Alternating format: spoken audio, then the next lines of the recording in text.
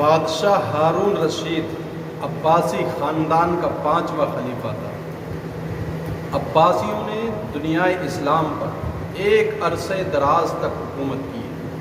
ایک لمبے زمانے تک ان کی حکومت رہی، لیکن ان میں شہرت صرف ہارون رشید ہی کو حاصل ہوئی ہے۔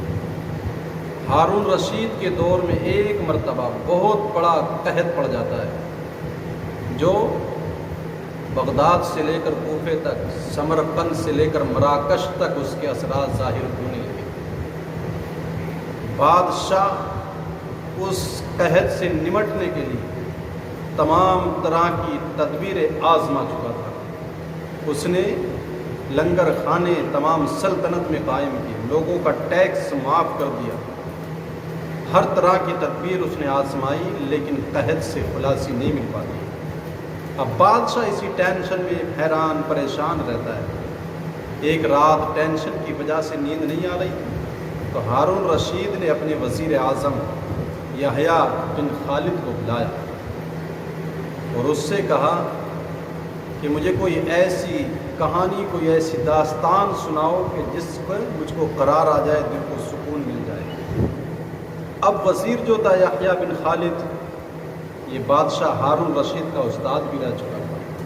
بچپن سے بادشاہ کی تربیت بہت اچھے طریقے سے کی تھی۔ بادشاہ ہارون رشید نے جب کہا کوئی کیسی کہانی، کوئی ایسی داستان سناؤ، تو وزیر اعظم نے کہا بادشاہ سلامت، میں نے اللہ کے کسی نبی کی حیات طیبہ میں کہانی پڑھی تھی، وہ داستان قسمت، مقدر اور رب کی رضا کا شاندار شاہکار ہے۔ اگر آپ اجازت دیں تو آپ کے سامنے وہ اس داستان کو دہرا دوں۔ بادشاہ نے اتنا سنا کر تو کہا استاد محترم جلدی کریں، میرا دل بہت پریشان ہے اور طبیعت بالکل بھی سدھار میں نہیں آتی، ٹینشن میں اضافہ ہوتا چلا جا رہا ہے۔ تو اتنا سننے کے بعد یحییٰ بن خالد نے کہا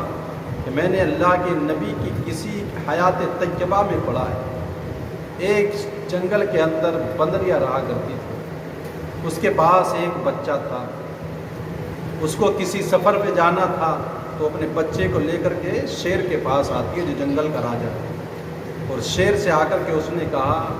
آپ جنگل کے مالک ہیں، بادشاہ ہیں جنگل کے، مجھ کو کسی سفر پر جانا ہے اور کسی پریشانی، کسی مصیبت یا مجبوری کی وجہ سے میں اپنے بچے کو ساتھ نہیں لے جاتا، تو میں چاہتی ہوں کہ اس بچے کو آپ کے حفظ و امان میں آپ کے پاس رکھ جاؤں، آپ اس کی حفاظت فرمائیں۔ شیر نے اتنا سنا تو کہا ٹھیک ہے، آپ اس کو میرے پاس رکھ جائیں، میں اس کی حفاظت کا ذمہ لیتا ہوں۔ شیر نے حامی بھر لی، بندریا بچے کو چھوڑ کر سفر پہ چلی جاتی ہے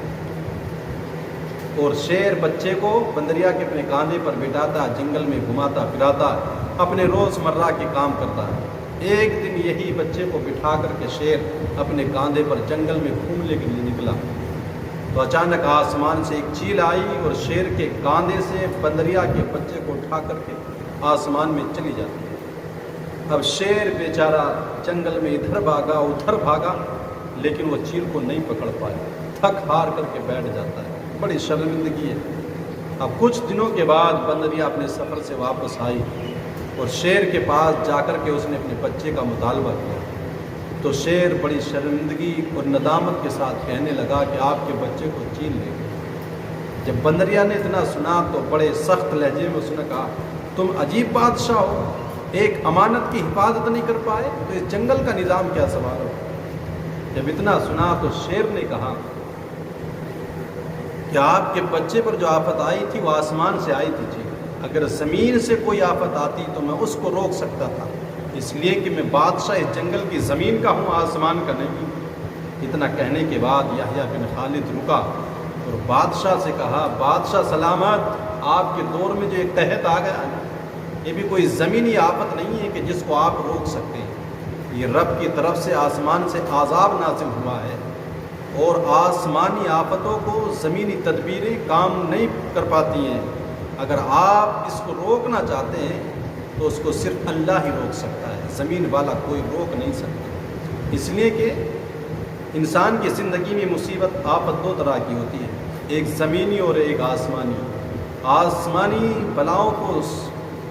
ٹالنے کے لیے رب کا راضی ہونا ضروری ہے، جبکہ زمینی آفتوں سے بچنے کے لیے انسانوں کا متحد، وسائل کا بھرپور استعمال اور حکمرانوں کا پرخلوص ہونا درکار ہے۔ تو اس نے کہا اگر آپ اس آفت کو رکوانا چاہتے ہیں تو آپ بادشاہ بن کر کے اس آفت کو نہیں روک سکتے، آپ فقیر بنے، رب کے حضور جھکیں، اس سے معافی چاہیں، مدد چاہیں، توبہ کریں، بادشاہ بن کر کے آپ آسمانی آفت کا مقابلہ نہیں کر سکتے۔ اس لیے اگر آپ رکوانا چاہتے ہیں تو آپ رب کے حضور آئیں، اس لیے کہ ہمارے مسائل اور ان کے حل کے درمیان صرف اتنا فاصلہ ہوتا ہے جتنا انسان کی پیشانی اور مسلح کے درمیان ہوتا ہے، لیکن ہم زندگی کے مسائل کے حل کے لیے